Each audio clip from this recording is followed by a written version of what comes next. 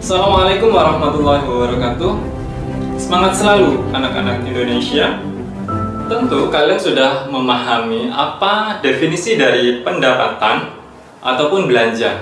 Sebagai contoh, uang saku kalian yang didapatkan dari orang tua, kalian tentu sudah merencanakan akan dibelanjakan untuk apa atau digunakan untuk apa.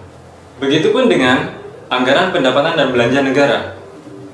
Undang-Undang Dasar tahun 1945 Pasal 23 ayat 1 dan 2 menyebutkan anggaran pendapatan dan belanja negara sebagai wujud dari pengelolaan keuangan negara yang diatur setiap tahunnya dengan undang-undang dan dilaksanakan secara terbuka dan bertanggung jawab untuk sebesar-besar kemakmuran rakyat.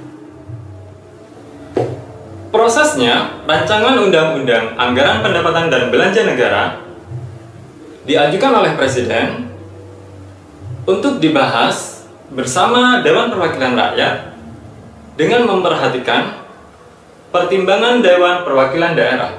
Nah, jika kita sudah memahami definisi dari anggaran pendapatan dan belanja negara, selanjutnya kita akan mempelajari format atau postur APBN. Yang pertama yaitu pendapatan negara dan hibah. Kemudian yang kedua, belanja negara. Kita akan membahasnya satu persatu. Diawali dari pendapatan negara. Pendapatan negara terdiri dari penerimaan pajak dan juga penerimaan negara bukan pajak. Penerimaan negara dari pajak bisa berasal dari pajak dalam negeri ataupun pajak perdagangan internasional. Sedangkan penerimaan negara bukan pajak bisa dari penerimaan sumber daya alam, kekayaan negara yang dipisahkan, dan juga penerimaan negara bukan pajak lainnya.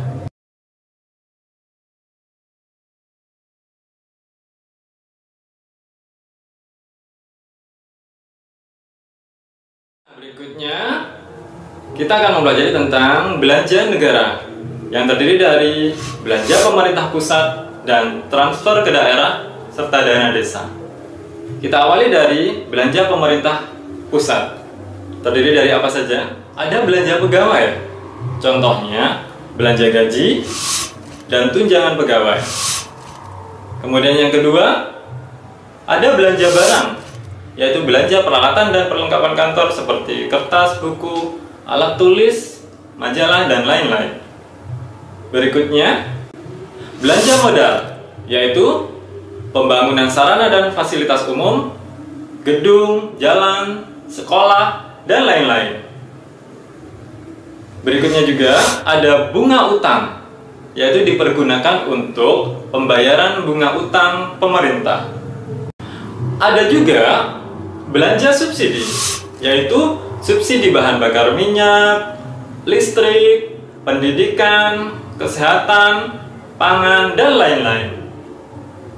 Nah, yang tidak kalah juga ada hibah, yaitu pengeluaran pemerintah dalam bentuk uang, barang, atau jasa yang diberikan kepada negara lain ataupun organisasi internasional.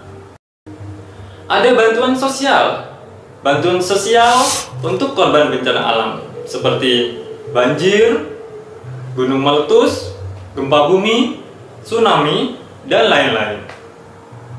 Serta ada juga belanja lain-lain, yaitu pengeluaran anggaran untuk pembayaran kewajiban pemerintah yang bersifat prioritas nasional, baik bidang ekonomi, cadangan risiko fiskal, kebutuhan darurat, dan lain-lain. Nah, selain belanja pemerintah pusat, ada juga transfer ke daerah dan dana desa. Yang pertama, dana perimbangan, yaitu dana transfer umum dan dana transfer khusus. Yang kedua, dana insentif daerah. Yang ketiga, dana keistimewaan Daerah Istimewa Yogyakarta. Kemudian yang keempat, dana otonomi khusus.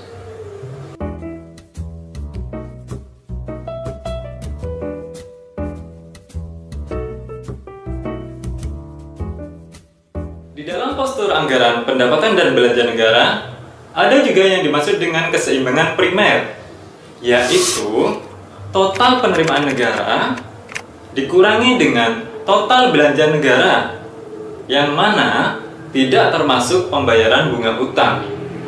Itulah yang disebut dengan keseimbangan primer.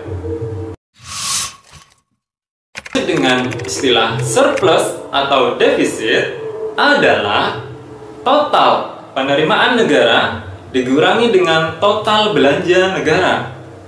Bisa surplus, bisa defisit.